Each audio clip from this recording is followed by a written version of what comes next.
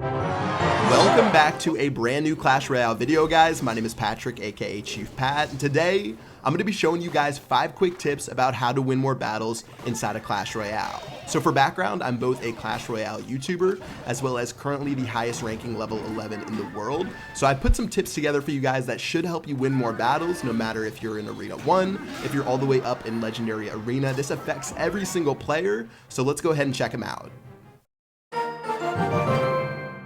So tip number 1, and something I see a lot of beginner players forget to do, is to fight on your side of the map. Supercell was nice enough to give you 2 Crowd Towers as well as a King Tower that deal damage to your opponents whenever they're in range. So for example, if we drop 2 even troops and they meet in the very center where neither tower is helping, the trade's going to go absolutely even. However, if you can fight on your side of the map, let's say you have 2 baby dragons meet up in the center, your tower will be able to help kill that baby dragon and force your opponent to respond when you have a half health baby dragon going down the lane. You always want to try to fight on your side of the map unless you're going for their tower, unless you're going to damage it, or else you're going to be in a lot of trouble as soon as they throw in a counterattack.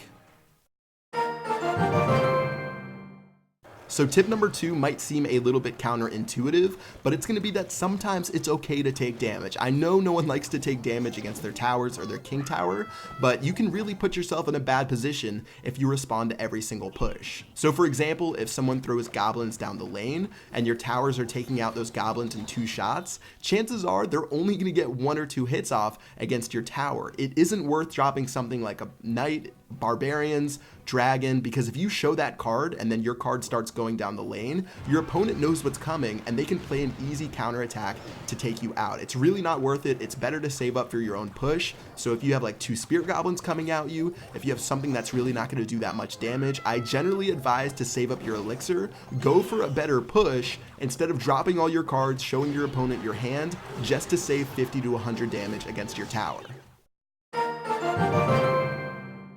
So going into tip number 3, this is probably the most important concept inside of Clash Royale, and if you can master this, you're going to win a majority of your battles. That's going to be making positive elixir trades and keeping an elixir advantage on your opponent, because long story short, elixir wins games. So for example, let's say my opponent drops a minion horde down the lane. If I drop arrows to counter that minion horde, I'm going to take no damage to my tower, and you can see that I overall gain 2 elixir from that trade. It cost him 5 elixir to play those minions, only 3 elixir for me to counter it, and now I'm going to be up 2 elixir going into the rest of the battle.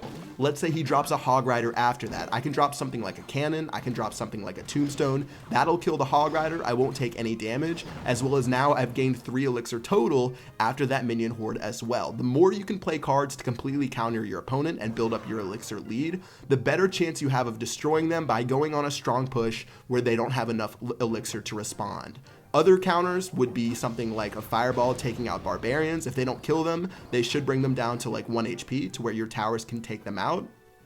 Also something like a lightning spell to kill, let's say, 2 witches. If someone mirrors their witches, which costs 11 elixir total, you can play 1 single lightning spell and take both of those witches out. Any scenario like that where you can either gain an advantage, or if you can maybe decrease your advantage a little bit while doing damage to the tower, for example, dropping a lightning spell to kill both the wizard and do 400 damage to a crown tower is going to give you a big advantage. Always make sure that you're trying to counter the cards, look at which counters which, depending on what battles you've been into recently, and overall it'll make you a better player and you should win more of your battles going into the future.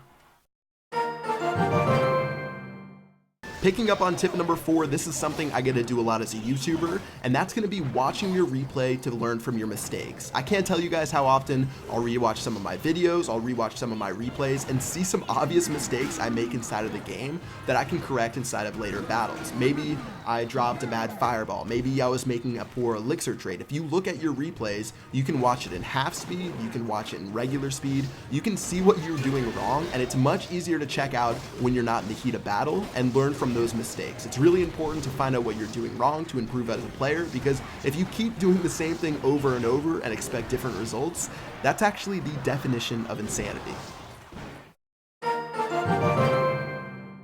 So my 5th and final piece of advice for this video is going to be to experiment with different cards as well as try out different decks. I know sometimes it's easy to play only a certain style, to do only a Hog Rider freeze push, to only do the balloon. But when you try out different decks, number one, you might find a play style or a certain card that fits your strategy better. But more importantly, number two, you can actually find out what beats that strategy. Let's say you keep getting beat by the Hog Rider freeze strategy. You can try it out yourself, and when someone beats you, you can actually learn what they're doing to beat you and replicate that when you play your opponents. You learn a lot more about the game when you actually try out different strategies yourself. You see what works, you see what doesn't work, and I definitely recommend that you guys experiment with your decks.